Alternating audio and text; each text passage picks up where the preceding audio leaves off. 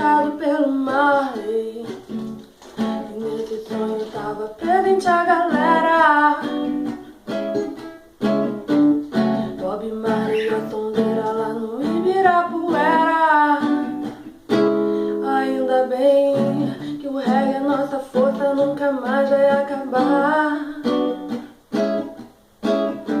Porque ele é a melhor maneira da gente poder lutar.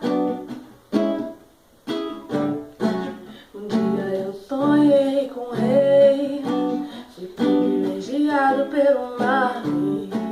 Um dia eu sonhei com o rei, fui privilegiado pelo Marley.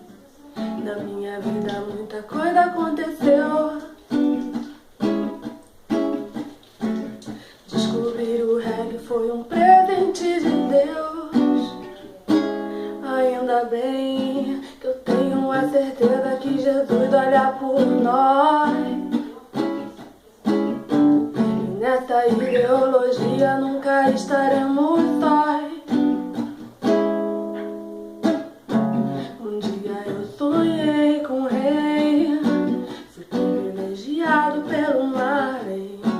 Um dia eu sonhei com o rei, fui privilegiado pelo Marley. E nesse sonho tava presente a galera. Bob Marley, a sondeira lá no Ibirapuera.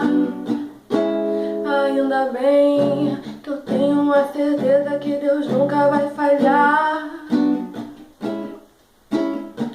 Porque Ele é a melhor maneira da gente poder lutar. Um dia eu sonhei com o rei, fui privilegiado pelo Marley. Um dia eu sonhei